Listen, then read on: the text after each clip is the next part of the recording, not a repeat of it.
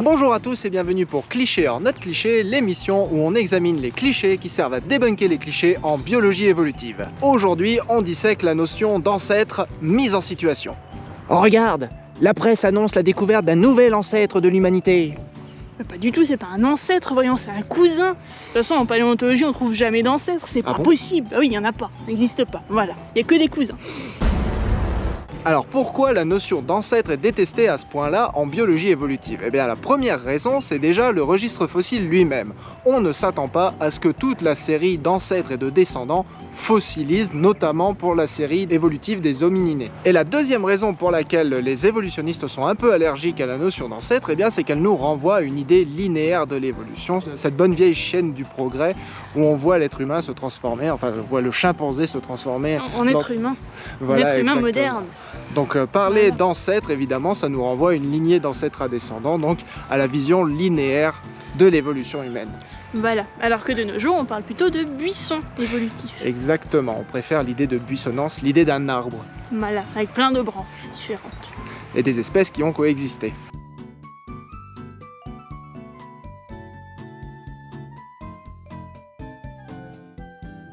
Mais évidemment, si on vous en parle, c'est que c'est pas si simple que ça. En effet, si vous reprenez déjà la simple idée de lignée, eh ben, il faut bien admettre que vos parents avaient des parents, que ses parents avaient des parents eux aussi, et que même avaient des parents et d'autres parents, puis encore des parents qui étaient au final vos ancêtres. Exactement, et des parents avant eux, ceci pendant des millions d'années, ce qui nous ramène à l'époque des Australopithèques. Bref, cette lignée d'ancêtres à descendants, elle a existé. Elle a en quelque sorte existé, exactement. Oui. Pas tout à fait une chaîne, c'est pas tout à fait une seule chaîne, en réalité c'est plein de petites chaînes qui sont reliées les unes aux autres parce qu'il y a eu plusieurs espèces, mais si on suit uniquement celle qui a conduit à l'espèce humaine moderne, ça ne fait qu'une chaîne. Donc finalement cette idée de linéarité, elle n'est pas si fausse que ça selon le point de vue qu'on adopte. Et maintenant on peut parler du registre fossile. La notion d'ancêtre dans le registre fossile, évidemment, c'est pas une notion d'ancêtre de type c'est un individu qui est ancestral à un autre. On parle de populations qui sont ancêtres d'autres populations et qui sont eux-mêmes ancêtres d'autres populations et ainsi de suite. Et ces populations, elles avaient un certain nombre d'individus qui ont une probabilité non nulle de laisser des fossiles derrière eux. Alors c'est quand même plus simple quand il y a beaucoup d'individus dans la population en question, comme chez les rongeurs, tu me disais. Exactement, chez les rongeurs, on a définitivement des lignées d'ancêtres à descendants qui ont été découvertes, y compris en Europe d'ailleurs, beaucoup en France. Et donc c'est quand même faisable de trouver des ancêtres dans le registre fossile. Alors peut-être pas dans le registre fossile des êtres humains, comme tu l'as dit, il faut beaucoup d'individus. Mais par contre, chez les micro-organismes et chez les rongeurs, ça arrive très souvent qu'on n'ait même pas besoin de dessiner d'arbres phylogénétiques, tout simplement parce qu'on a les lignées.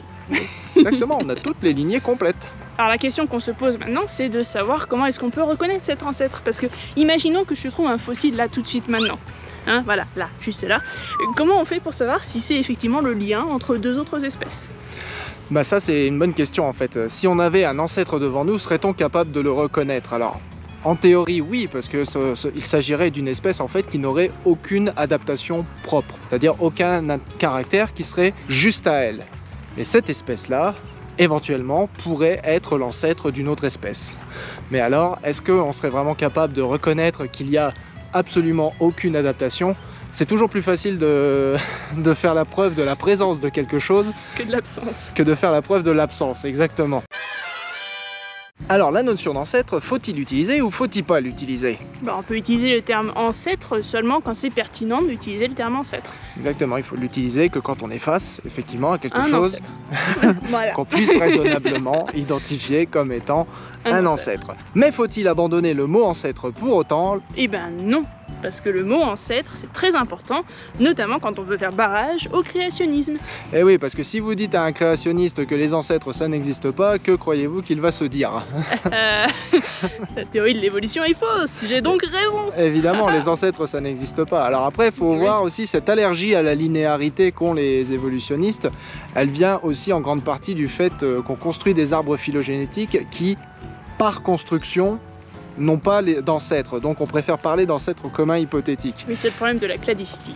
Même si vous mettiez vos propres ancêtres à vous, donc votre mère, votre grand-mère, dans une analyse phylogénétique de type scientifique, vous n'obtiendrez pas de toute façon un arbre généalogique. Cet arbre ne retrouvera pas vos ancêtres en position d'ancêtre. Les ancêtres n'existent pas dans ces types de reconstruction. Et ça jette toute une confusion sur la nomenclature de ce qu'on a le droit d'appeler un ancêtre ou pas. Alors, tous les ancêtres ne sont pas hypothétiques. Au contraire, il y a des ancêtres qui existent réellement. Sommes-nous capables de les retrouver? La réponse est peut-être ben que oui, peut-être ben que non.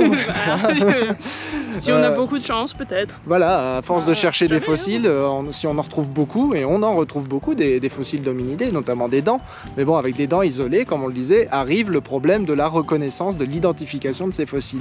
Peut-on identifier un ancêtre juste avec des dents? Non. Donc, juste avec des dents, ce sera difficile de savoir s'ils n'ont pas des caractères propres et des adaptations propres à cette espèce-là.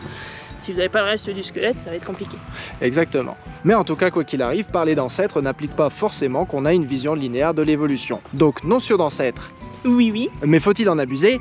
Non, non. Voilà, c'était Cliché en notre cliché. On vous remercie d'avoir suivi cette vidéo et on vous dit à très bientôt sur notre chaîne. Salut! Bye bye.